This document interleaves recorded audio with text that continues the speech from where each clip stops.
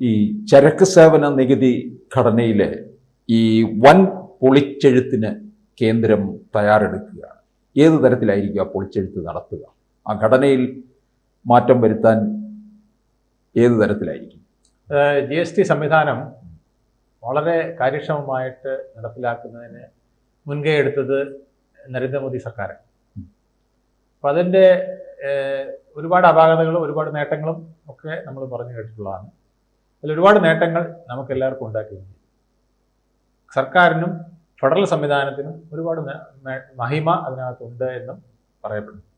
പക്ഷെ അത് കൂടുതൽ ജനകീയമാക്കുന്നതിനുള്ള ഒരു വേദി ഞാൻ ഒരുക്കും, നെക്സ്റ്റ് ജനറേഷൻ GST സംവിധാനം ഞാൻ കൊണ്ടുവരും എന്നാണ് ഇന്ന് 79ാം സ്വാതന്ത്ര്യദിനത്തിൽ നമ്മുടെ പ്രധാനമന്ത്രി ജനങ്ങളോട് പറഞ്ഞിരിക്കുന്നത്.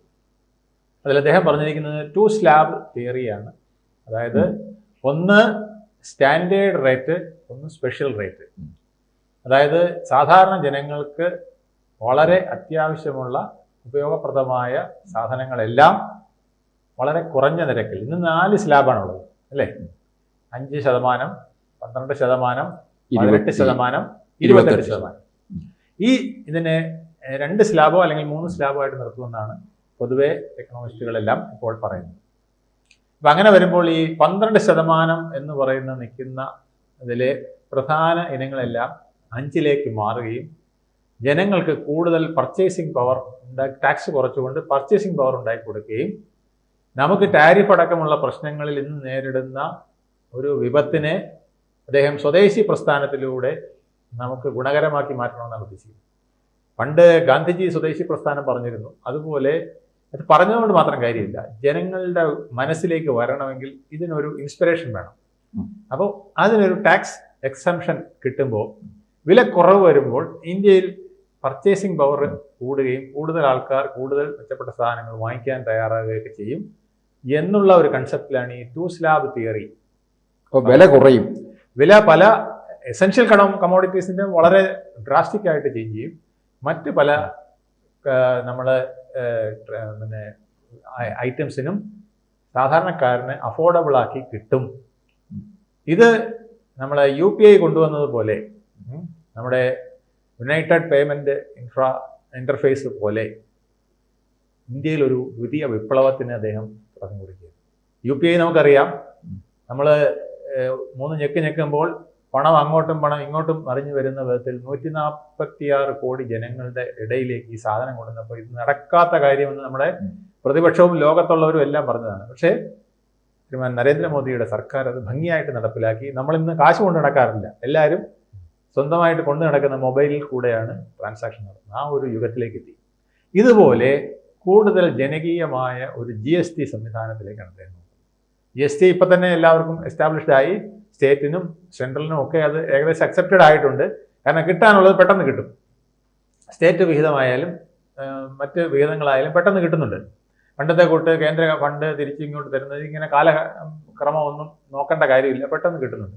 അദ്ദേഹം അതുപോലെ തന്നെ ഇപ്പോൾ പറയുന്നത് കോഓപ്പറേറ്റീവ് ഫെഡറലിസം, സ്റ്റേറ്റിന് കൂടുതൽ അതിനകത്ത് സാധ്യതകൾ ഉണ്ടാക്കുമെന്നാണ് അദ്ദേഹം പറയുന്നത്. ഇപ്പോൾ സ്റ്റേറ്റിനെ സന്തോഷിപ്പിക്കാൻ കഴിഞ്ഞിട്ടുണ്ട്. ഇന്ത്യയിലെ എല്ലാ സ്റ്റേറ്റുകളെയും യൂണിയൻ ടെറിട്ടറികളെയും സന്തോഷിപ്പിക്കും, ആ സർക്കാരുകളെ സന്തോഷിപ്പിക്കും. അതുപോലെ തന്നെ സാധാരണക്കാരന് കയ്യിലൊതുങ്ങുന്ന റേറ്റിൽ ഒരുപാട് സാധനങ്ങൾ വാങ്ങിക്കാൻ ഉള്ള ഒരു പർച്ചേസിംഗ് പവർ കൂടെ ഉണ്ടാക്കുന്ന രീതിയിലേക്കാണ് ഇപ്പോൾ നരേന്ദ്രമോദിയുടെ പുതിയ തലമുറയ്ക്കുള്ള GST പ്ലാൻ. ഇത് ഒരു ഇന്ത്യൻ വിപണിയിൽ ഒരു വിപ്ലവം സൃഷ്ടിക്കുമെന്ന്. അപ്പോൾ സാധാരണ ജനങ്ങൾക്ക് ഗുണകരമായിട്ടുള്ള രീതിയിലേക്ക് കാര്യങ്ങൾ, സാധാരണ ജനങ്ങൾക്ക് ഗുണകരമാകുന്നു, സ്വദേശി പ്രസ്ഥാനത്തിനു കൂടെ ഗുണകരമാകുന്നു, ഉൽപ്പന്നങ്ങൾക്ക്. അപ്പോൾ ടാരിഫ് എന്നും പറഞ്ഞ് നമ്മുടെ തലക്കടിക്കാൻ ഇനി ആരും അത്ര വരണ്ട. ഞങ്ങൾ ഇവിടെ ക്രയവിക്രയം ചെയ്ത് ഞങ്ങൾ ആവശ്യമുള്ളത് ഞങ്ങൾ വിറ്റും വാങ്ങിയും ജീവിച്ചോളാം. പിന്നെ നിങ്ങൾക്കൊക്കെ വേണമെങ്കിൽ ടാരിഫൊക്കെ കുറച്ച് വന്നാൽ ഞങ്ങൾ കുറച്ച് തരാം എന്ന് പറയത്തക്ക വിധത്തിലുള്ളൊരു മെസ്സേജാണ് അവിടെ ഇന്ത്യൻ ജനതയ്ക്കും ലോകത്തിനും അമേരിക്കയ്ക്കും ട്രംപിനും ഒക്കെ കൊടുത്തിരിക്കുന്നത് എന്നുള്ളതാണ്. പക്ഷെ ഇതിനകത്ത് ഈ അത്യാഡംബര ഉൽപ്പന്ന സേവനങ്ങളെ 40% സ്പെഷ്യൽ സ്ലാബ് സൃഷ്ടിച്ച് അതിലേക്ക് മാറ്റുമെന്നും സൂചനയുണ്ട്. അതെ, അതായത് സാധാരണക്കാരനും ഇടത്തരക്കാരനും മധ്യവർഗത്തിനും ഗുണം വരുന്നതിനൊക്കെ കുറയ്ക്കുകയും ഒരുപാട് ഇപ്പൊ തന്നെ നമ്മുടെ GDP കൂടി മറ്റുള്ളവരുടെ കുറയ്ക്കുകയും ചെയ്യുന്നതാണ്. നമ്മുടെ GDP-യിലുള്ള ഉയർച്ചയിൽ പലരും പരാതി പറയുന്നുണ്ട്. നമ്മൾ 4ാം ലോകരാഷ്ട്രമായി, 4ാം സാമ്പത്തിക ശക്തിയായി എന്നൊക്കെ പറയുന്നുണ്ട്. ഇപ്പോഴും പാവപ്പെട്ടവൻ എവിടെ കിടക്കുന്നു എന്ന് ചോദിക്കുന്നുണ്ട്. പാവപ്പെട്ടവൻ ഇപ്പോഴും 100 രൂപ കാശല്ലേ കിട്ടുന്നത്? ഇവിടെ ഇക്വിറ്റബിൾ ഡിസ്ട്രിബ്യൂഷൻ ഉണ്ടോ? സമ്പത്തിന്റെ വിതരണം എങ്ങനെയാണ് സന്തുലിതാവസ്ഥ വരുന്നത്? ഇതൊന്നും വന്നിട്ടില്ലല്ലോ എന്നാണ് പറയുന്നത്. അതിനും കൂടെയുള്ള ഒരു ഉത്തരമാണ് ഇപ്പോൾ വരുന്ന GST-യിലെ ഈ ബാലൻസിങ്. സാധാരണക്കാരന് അവൻ്റെ ആവശ്യമുള്ള സാധനങ്ങൾ വിലക്കുറച്ച് കിട്ടുകയും അത്യാഡംബരമായത്, അതായത് വൻകിട 5 സ്റ്റാർ സ്റ്റൈലിൽ ജീവിക്കുന്നവർ ഇച്ചിരി കാശ് കൂടുതൽ കൊടുക്കേണ്ടി വരും. പാവപ്പെട്ടവന് ആ കാശ് ഞാൻ അവൻ്റെ നിന്ന് വാങ്ങിച്ച് ഇവിടെ കൊടുക്കും എന്ന് പറഞ്ഞാൽ ഇക്വിറ്റബിൾ ഡിസ്ട്രിബ്യൂഷൻ ഇല്ല.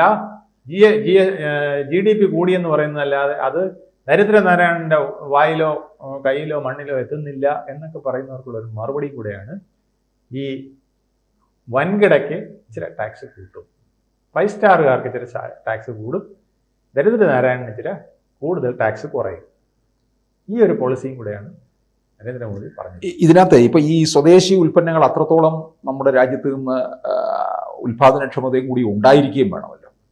ഇന്ത്യയിൽ ഉൽപാദനക്ഷമതയ്ക്കൊന്നും കുഴപ്പമില്ല. നമുക്ക് ആവശ്യമുള്ള എല്ലാ സാധനങ്ങൾ പണ്ട് പറയാറില്ലേ, മുട്ടുസൂചി മുതൽ റോക്കറ്റ് വരെ, നമ്മൾ ചന്ദ്രയാനിലേക്ക് അയച്ച റോക്കറ്റ് വരെ നമ്മൾ ഉണ്ടാക്കുകയല്ലേ. ഇന്ന് നമ്മൾ പാകിസ്ഥാനുമായിട്ട് നടന്ന യുദ്ധത്തിൽ നമ്മുടെ ഉപകരണങ്ങളല്ലേ, നമ്മുടെ യുദ്ധ ഉപകരണങ്ങളല്ലേ ഗുണം ചെയ്തത്.